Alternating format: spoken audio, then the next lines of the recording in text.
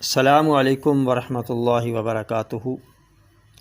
اللہ کا قیمتی خزانہ ہدایت۔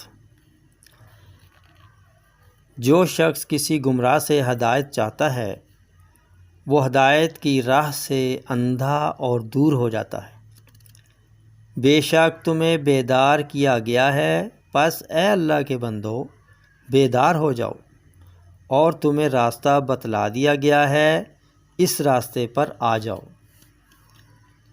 جس شخص نے دین کی چادر پہن لی اس نے ہدایت پائی، اور جس نے صبر اور یقین کا لباس پہن لیا اسے ہدایت کی نعمت ہاتھ آئی۔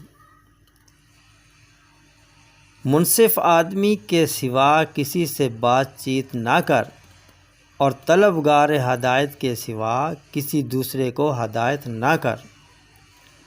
جو شخص اللہ تعالیٰ کی ہدایت پر چلتا ہے وہ اپنے دشمنوں سے الگ رہتا ہے۔ جس شخص کا اسلام اچھا ہو اس نے ہدایت پائی، اور جس شخص کا ایمان خالص ہو اس کو ہدایت کی دولت ہاتھ آئی۔ جس شخص نے اللہ تعالیٰ، اس کے رسول محمد مصطفیٰ صلی اللہ علیہ وآلہ وسلم اور اس کے جانشینوں کے حکم کے سامنے اپنی گردن جھکا دی اسے سیدھا راستہ مل گیا۔ بہترین ذخیرہ ہدایت اور سب سے زیادہ مضبوط جائے پناہ پرہیزگاری ہے۔ ابن آدم کی حالت سخت افسوسناک ہے کہ یہ اپنی ہدایت سے کیسا غافل اور بے خبر ہے، اور گناہ گار کی حالت نہایت لائق افسوس ہے کہ وہ کیسا جہالت میں پڑا ہوا اور اپنے بخت سے کتنا ہٹا ہوا ہے۔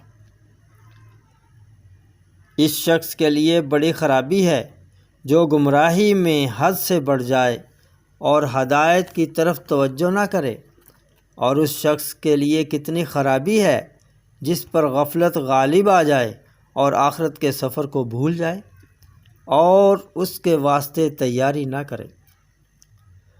جو شخص نیک سلوک کرنے سے درست نہ ہو وہ بد سلوکی کرنے سے درست ہو جاتا ہے۔ جو شخص علم کے سوا کسی دوسرے طریقہ سے ہدایت طلب کرتا ہے وہ گمراہ ہو جاتا ہے۔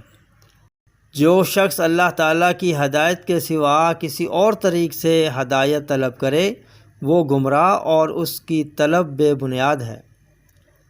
تحقیق جو شخص ہدایت کا طلبگار ہو وہ راہ حق کو پا لیتا ہے، اور جو اپنی رائے پر بھروسہ رکھے وہ ضرور بھٹک جاتا ہے۔ ہدایت کے ہوتے ہوئے گمراہی کا نام نہیں، اور ہوائے نفس کے ہوتے ہوئے عقل مندی کا کوئی کام نہیں۔ السلام علیکم ورحمۃ اللہ وبرکاتہ۔